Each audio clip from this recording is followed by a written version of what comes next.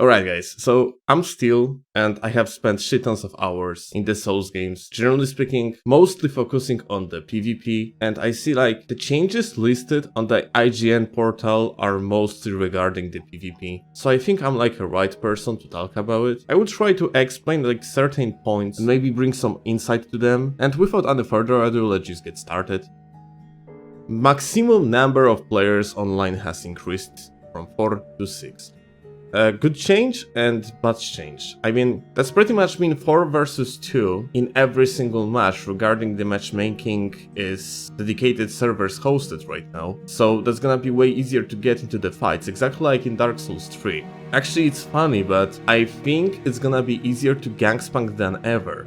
Because right now, you won't have like constant 3 versus 1 like it was in Dark Souls 1. Right now it's 4 versus 2. And even if your teammate as a Red Phantom is completely clueless, he still might play a role of a decoy, which you might use for the easier gangspanks. Simple like that. Of course, if you're gonna have situations 4 versus 1, that's actually gonna bring like a harder gangspanks, which is good also to me, because I personally like a little bit of the challenge during the gangspanks. I don't know, for me this is like pretty positive change overall.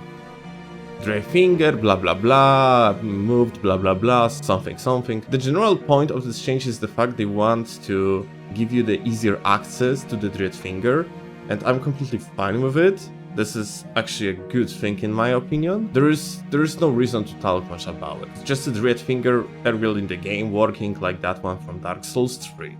Password matchmaking is now available. So yeah, like this is another change that has been took straight out Dark Souls 3. It's a good change. Healing items will not be available during PvP with the expansion of Estus Flasks. To prevent long and drawn-out battles, the number of Estus Flasks is halved for Phantoms. So this is actually humongous nerf to healing for Phantoms. Because in fact you have only 5 sources of healing right now, if you would compare the actual Estus Flasks to Humanities. Because practically normally you have 20 flasks, so when you are invading you have 10, but Estus Flasks kills like a half of your HP, in case if you have like 50 vitality. So it's even lower, it's like equivalent of 5 Humanities.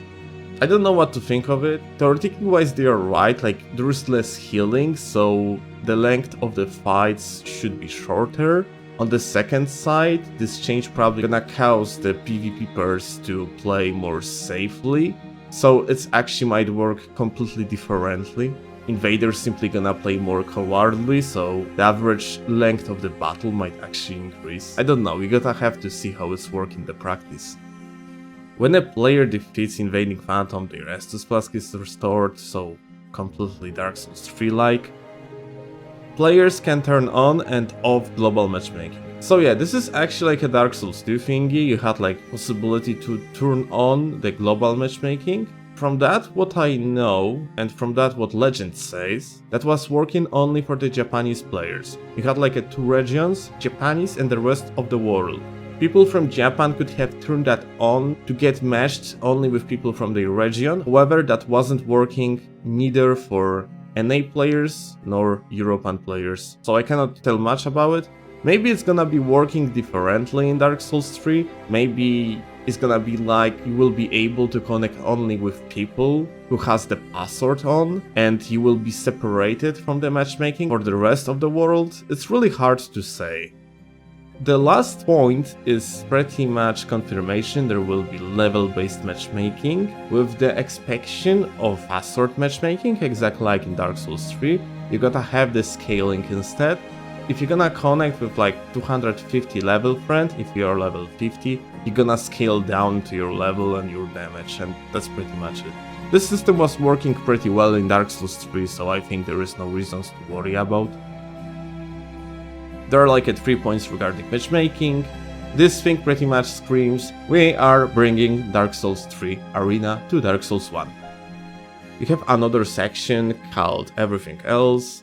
There is like a one thing that's really interesting. The online network has been changed from P2P to dedicated servers. I don't believe it's still regarding the PvP overall. I mean, I think this is up to the matchmaking, messages, like it was in any other Souls games besides Dark Souls 1. So the PvP itself or co-op itself gonna be hosted via P2P, although it's gonna be easier to match with people because it's gonna go through the dedicated server. Pretty much it. There is absolutely no reason to think they're about to bring dedicated servers to host PvP and co-op matches, because I think that would be firstly too costly, and secondly that wouldn't even solve the netcode problems that Dark Souls bothers with.